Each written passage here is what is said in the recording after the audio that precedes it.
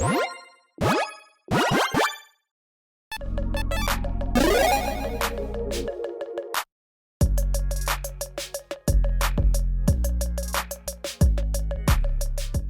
everyone, Mitch coming in for the Commander Core Studio. Welcome to the show.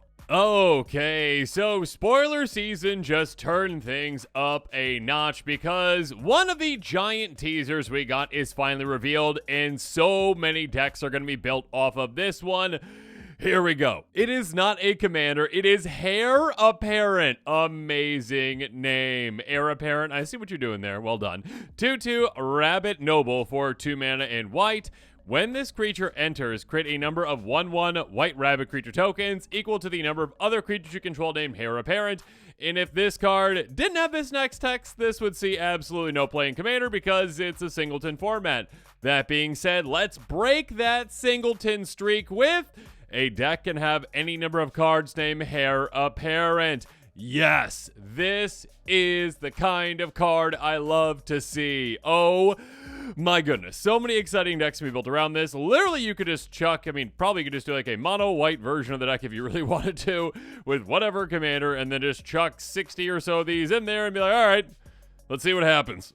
You could probably do that. Might not be all that effective. My first thought was Yorion with some blink effects, maybe, being able to blink the entire, team, and then you make more and more and more and more and more every single time, just being absolutely obnoxious, flooding the board with an absurd amount of bunnies. Absolutely.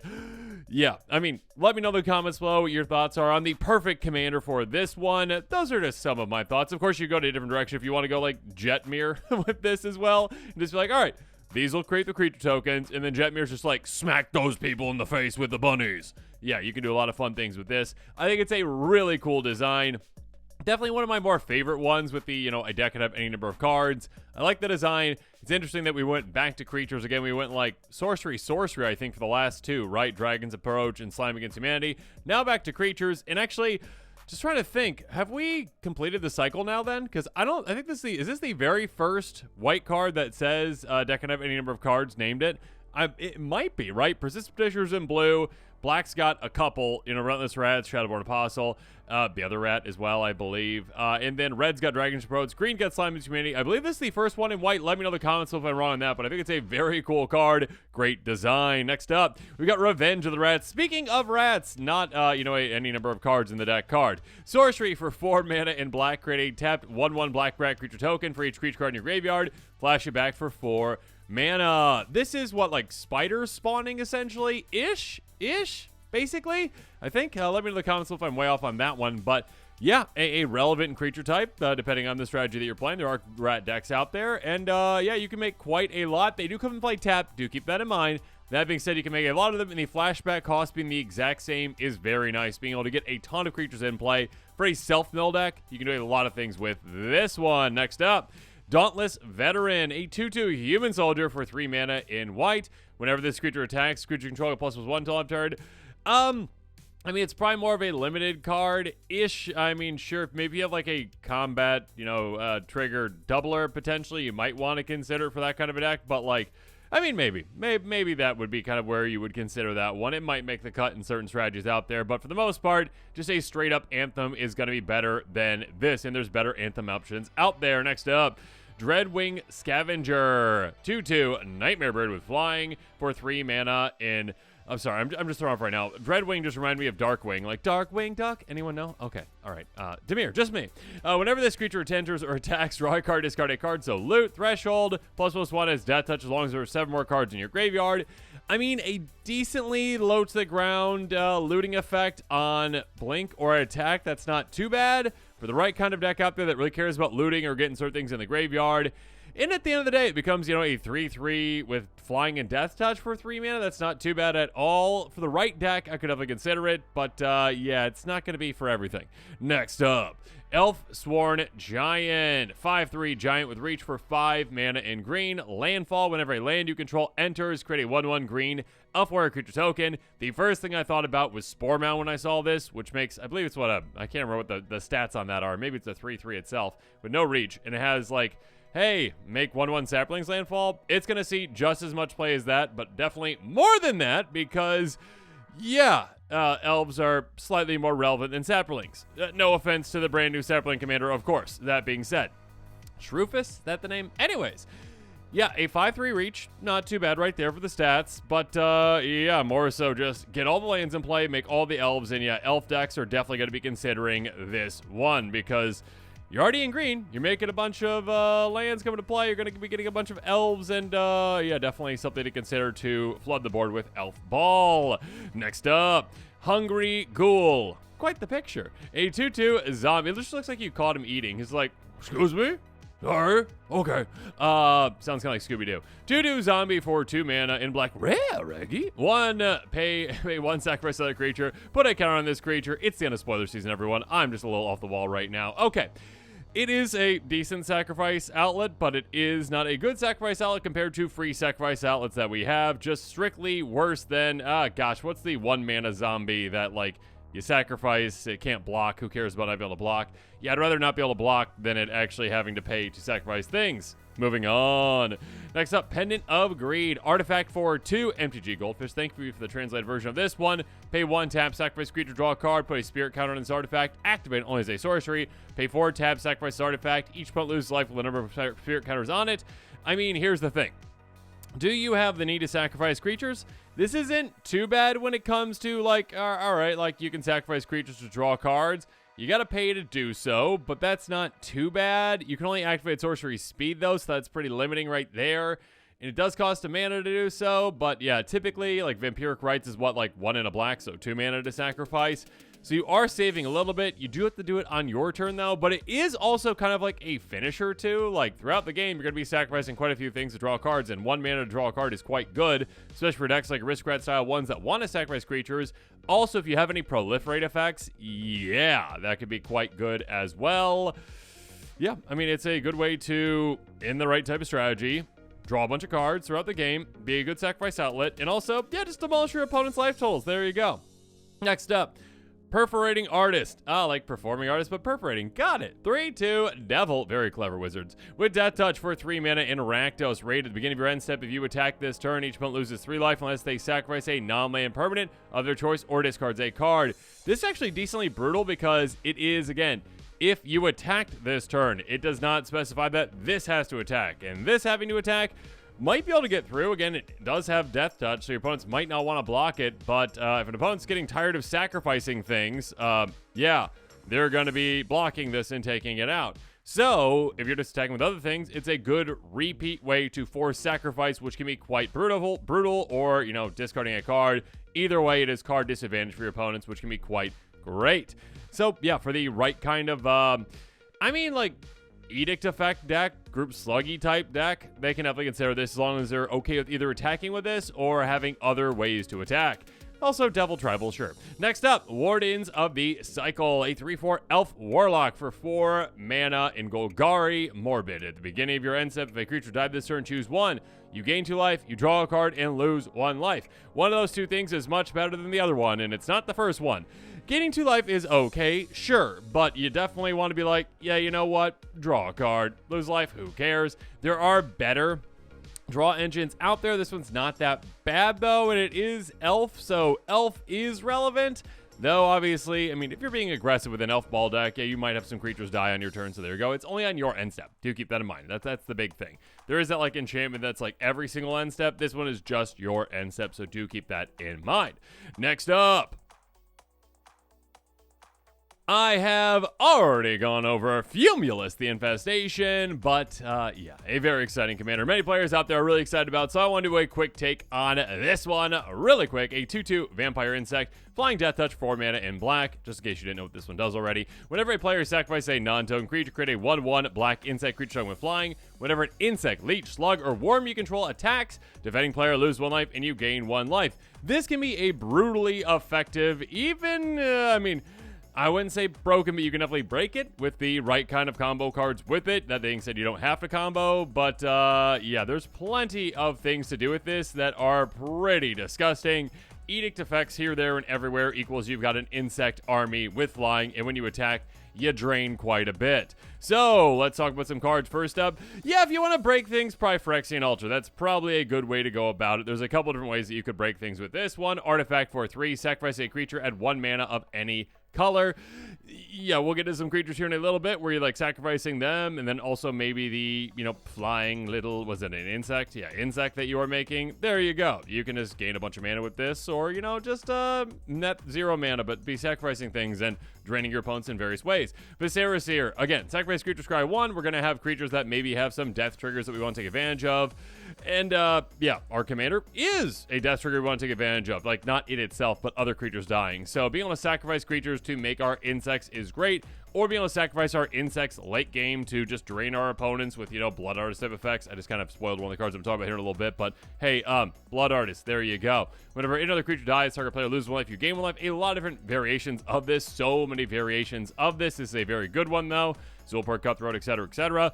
Yeah, being able to just drain your opponents when any of your creatures die, including your non-token creatures, that is huge. So build up an army insect, sacrifice them, and drain opponents quite quickly. Next up, Accursed Marauder, a 2/1 zombie warrior for 2 mana. Enters the battlefield, display or sacrifice a non-token creature. Here's a thing. Accursed Marauder can sacrifice itself. So you paid 2 mana to edict everyone, and you had the creature you're going to edict anyways. So everyone sacrificed a creature. You just paid 2 mana to wipe out 3 of your opponent's creatures in total and to make 4 1/1 flying insects. That then when they attack, drain the opponent they're attacking. This can become quite great. And yeah, there's a lot of different edict effect creatures. This is a brand new one that we got not too long ago, and it is probably the best out of all of those. But yeah, Playcrafter, that kind of stuff as well. We got plenty of those. Nether Trader, here we go. If you do want to break things, you got options. A 1/1 Spirit with haste and shadow for 2 mana in black. But the important part here is, and if it literally just had this on the card and no haste, no shadow, and it was a 0/1 or whatnot, this would still be, a combo card that still could see a good amount of play. Whenever another creature is put in a graveyard from play, you may pay a single black mana. If you do, return another trader from your graveyard to play. Cool. Bring it back out again and again and again and again and again and again and again with like Phyrexian Altar type shenanigans. Have fun. Re-summoning Skeleton, very similar in that. A 1/1 Skeleton Warrior for 2 mana in black. Pay 1 and a black, return from your graveyard to the battlefield tapped. There are certain cards out there that actually, at least one off the top of my head, that can reduce the cost of an activate ability from a graveyard. It's like, I can't read. You can also tap zombies with it. I can't remember the name. Let me know in the comments below what that one is. Thank you. And, yeah, so you could reduce that down to 1, but even if you don't, Phyrexian Altar, cool. All right, I will sacrifice my insect. I sacrifice my skeleton. I bring back the skeleton. Cool. I sacrifice my skeleton. I make another insect. I sacrifice that insect. Cool. I have a Blood Artist in play, and I win. Maybe I'm missing something with that combo, but there's definitely combos to be had with this. Next up, Wrinkle, Master of Pranks. Hey, repeat sacrifices are very good for you, and also repeat other things too. 3/3 Flying Haste Fairy Rogue for 4 mana in black. Deals combat damage to a player. Choose any number. Everyone discards a card. Everyone loses a life and draws a card. Everyone sacrifices a creature. Obviously, that last one's what we care about the most with this commander. Just literally repeat. Hey, everyone sacrifice something.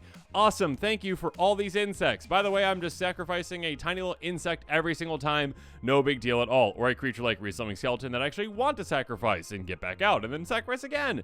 And also, some card advantage maybe there too. And also just destroying hands. Fun. Dribnod, Carnage, Dominus. Here you go. You might not have access to Taste of Karlov because you're in mono black, but you got access to this. If a creature dying causes a triggered ability by permanent control to trigger, that ability triggers additional time.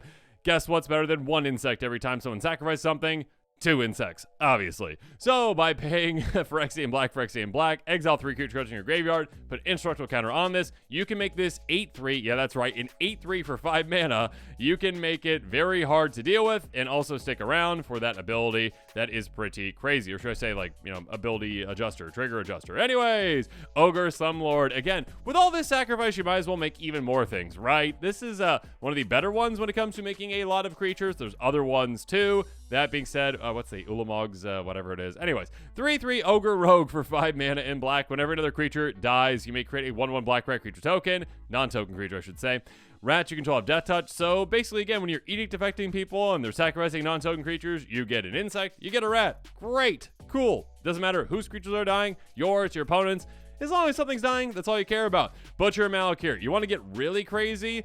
This plus your commander plus a sacrifice outlet and some non-token creatures equals you get all the things that you want.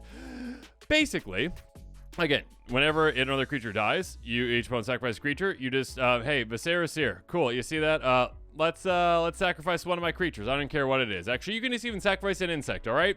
You're not making an insect when you sacrifice an insect with your commander. That being said, Butcher Magic here says, I don't care if it's a token creature or non-token, whatever. Everyone else sacrifice a creature too. Your opponents go, come on, and you say, do it. And then they do it, and then all of a sudden, you make 3 insects. Congratulations, now you've got more sacrifice fodder. You sacrifice that to Viserys here. All of a sudden, your opponents have to sacrifice 3 more, and then 3 more, and then 3 more, and then basically you're just clearing their board of non-token creatures, essentially, probably actually all their creatures, and replacing them with insects for you. So yeah, this is a crazy good card in combination with this commander. What's slightly better than this, really, and I mean, much better, no offense, Butcher Malik here, is Dictative Erebos, and also Grave Pact. That being said, let's highlight this one. Enchantment with Flash for 5 mana and black. Whenever a creature control dies, each opponent sacrifices a creature. Exact same thing, but on enchantment, so it's harder to deal with, and also it has Flash, so just trick your opponents and just putting this into play miscellaneously and have fun. So yeah, it's a really good card, and again, in combination with this commander, really brutal. Again, even the simplest cards, though, are incredibly good. Innocent Blood, sorcery, single black mana, everyone sacrifices 1 creature. Again, you don't care about sacrificing creatures. You've got creatures you want to sacrifice, and also you've got tiny little insects, a giant army of insects, and you're fine just giving up 1 to get rid of 3 of your opponents, and you're replacing it anyways with 3 more. So, yeah, it's going to be really good to utilize a lot of great edict effects. Seeds of Loss is a really big one. Sorcerer for 5 mana. Choose up to 5, what is it called? Pause worth of modes? I don't know. You may choose the same mode more than once. A lot of different things have come out this year. A lot of different mechanics. Pause, sure. 5 pause, essentially, each player sacrifices 5 creatures is basically what you can do with this. You could also draw cards for creatures dying that you controlled, sure, that's great. Or have opponents lose life, also great, creature card in your graveyard. But yeah, if you really just want to get rid of the board, cool, 5 pause. Or just use the new Blasphemous Pact or whatever it's called, where you just make everyone sacrifice 13 creatures. Absolutely crazy. If you haven't seen that card, check out my most recent spoiler episode. If you are interested in any of these cards and this commander, check out that card listing in the description below. But before you leave, one more thing.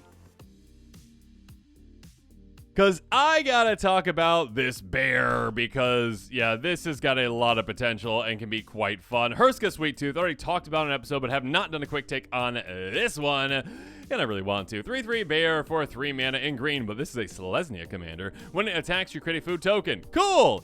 I mean, it's nice. It's cool. It actually can help you out, but I'm not going, like, food token tribal deck. Whenever you gain life, you may pay Selesnya. When you do, target creature gets +X until after X the amount of life you gained. Here's the thing. Yeah, 3, pumping 3, that's nice. You know, that's like giant growth if we really want to sacrifice that food token. Still costs 2 to do that. And then pay the 1 to pump. That's nice. Our ambitions are slightly higher than that. I want to deal like 50 plus damage. I mean, okay, we'll start at 40, okay? I want to deal 40 damage to someone out of nowhere with a tiny little creature that is insignificant. Except for with this kind of a commander, we can do some crazy things with a pump effect like that. First up, though, yeah, you can actually do things with this commander itself. Throw on Trailblazer's Boots, throw on some other way to get it through in combat. A quick creature is non-basic land walk. That's usually good enough to get through on basically all opponents, and if not, at least 1 or 2 opponents. Swinging through with your commander can be nice because obviously you're going to make more and more food tokens, which can be great. That being said, yeah, you also can, you know, only hit for 21 with your commander to take opponents out instead of actually having to hit for, 40 plus depending on life totals. So yes, getting your commander through is definitely a way you can go. On Hammer's Archive, there's other ways to double up life gain as well, but this one's a very good one, of course. Legendary Artifact for 5. You gain life twice that much life instead. If you draw a card except the first you draw on each of your draw steps, draw 2 instead. Helps out in a lot of ways. Expensive card. Still very good again when it comes to life doubling, which of course will help out with this kind of a commander. Birds of Paradise. Why am I highlighting Bop? Well, Bop is a card that is just good when it comes to ramp. Yes, for certain strategies out there. A 0/1 bird with flying for a single green mana. Tap for 1 mana of any color to mana pool. Also, this tiny insignificant bird that has 0 power, yeah, it can be game ending with this commander. You literally can swing with this. How often do you ever swing with a Birds of Paradise? You swing with this at an opponent and they're like, what is that little bird doing coming my way? Ha, how funny, ha ha ha. And then you cast a spell, gain 40 plus life, and then all of a sudden make it into a 40 power creature that just decimates an opponent's face. And then you laugh at them for losing to a Birds of Paradise. Congratulations. Jukai Messenger, yet another card that sees like almost no play, but with this kind of a commander, it can be awesome if your opponents have forest, which typically people have forest, right? Unless you're like in a non-forest group where everyone's like, we don't like ramp. Okay. certain groups like that I'm sure exist. That being said, 1/1 human monk with forest walk for a single green mana. Very simple, but again, very effective. Basically unblockable against certain decks out there. So you swing at a player and then you pump it to oblivion. And again, there's plenty of ways to pump it super quickly, super gigantically. And for just one tiny little mana, you're like, yeah, I gained this much life. You get +40/+40. Take that opponent out for me. Thank you. Sarah Ascendant, a very good card. This is $20 right now. My goodness. Okay, a card that again, like, there's like the joke of like, I mean, in any other form, not any other format, but like, any other format having a 6/6 flyer with lifelink on turn 1 for 1 mana, it'd be banned. But like, not in Commander because it doesn't need to be. It really doesn't need to be. That being said, it's a 1/1 human monk with lifelink. And if you get 30 more life, which you start off with more than 30 life because you're in Commander, +5/+5 and flying for a single white mana. So yeah, it's quite good already. And if you've got the opening hand, good luck to your opponents because your start's going to be great. That being said, yeah, being able to swing through, again, that, you know, evasive, low-to-the-ground creature is what you're looking for this, like the flying men type strategy. If you want to go in that direction, again, you're going to be able to swing out with a couple of them. You're going to get through with a couple of them, and your opponents, even if they can block a couple, as long as one gets through, they're gone. They are just gone. Sanguine Sacrament is a nice card for this deck. Instant for X, white, you gain X life. Sorry, you gain twice X life. There you go. On the bottom, it's owner's library. Being able to gain twice X life is quite nice because, yeah, you're in green. You got plenty of ways to ramp, plenty of ways to put a ton of mana into this. Do so, gain a bunch of life, and then out of nowhere, pop an opponent for a lot of damage. That being said, you can do some very clever and creative things with this kind of a strategy. Sheltering Word, instant for 2 mana in green. Target creature control against Hexproof until end of turn. You gain life, equal that creature's toughness. This is nice because, sure, it can be a way to protect something. Also, though, if you already maybe gained life and already pumped something, now you can basically double up that life gain for very cheap and also give that creature Hexproof, which is quite nice. So, yeah, double up that life gain, pump it again even further. Prayer support even further than that. Instant for 3. Man, I think I said rapport? There you go. For 3 mana. Choose target creature you control. You gain life, equal that creature's power plus its toughness, so you get both benefits. Again, basically tripling things up. Pretty crazy when it comes to life gain. Congregate, the 1-card solution to taking out your opponent. Instant for 4 mana and white. Target player gains 2 life for each creature on the battlefield. How many times have you been in a Commander game and there have been 20 creatures on the battlefield? Plenty. There you go. All of a sudden you just go, oh, okay, cool. I play this. I gain 20 life. Oh, wait, no, sorry. 40 life. My bad, I misread that. It's 2 per each. Okay, I gain 40 life. I, pay a 5th mana to pump my creature that is coming through on you, and you are done. Again, instant speed, life gain shenanigans are funny. Momentous Fall, also funny. Instant speed for 4 mana. This just cast this spell, sacrifice a creature, draw cards equal to sacrifice creature's power, gain life equal to its toughness. Again, a way to be like, okay, I gain a ton of life, I pump that creature. I sacrifice it as it's coming through because I'm like, you know what? I'd like to draw 20 cards. Sure. Oh, by the way, I'm gaining 20 life as well. Awesome. And then all of a sudden, I just have gained 40 on the turn or whatever. It's not even on the turn. It's more so just being able to gain even more and then pump and then utilize the power. You know what it is. Okay. Beacon of Immortality. Here we go. The big one, which is a really fun combat trick for 7 mana technically, but you can do it. You're in green. Instant for 6 mana, double target player's life total, shuffle it into its owner's library. Again, if you're at 40, you double your life total to 80. You just gain 40 life, and then you pump your creature by 40. That opponent is going to be taken out. So you've got plenty of avenues to victory with this kind of a commander. A lot of fun when it comes to, like, you could go full Voltron if you want. You could go flying men shenanigans. You could do life gain, combat tricks, kind of. It's a lot of fun. You could also go food if you want to go food too. Regardless of what direction you want to go, if you are interested in any of these cards, make sure you check out that card list link in the description below. And with that, this episode is coming to a close, so it's my turn to hear from you. In the comments below, let me know your thoughts are on this episode. And of course, as always, thanks again and have a good one.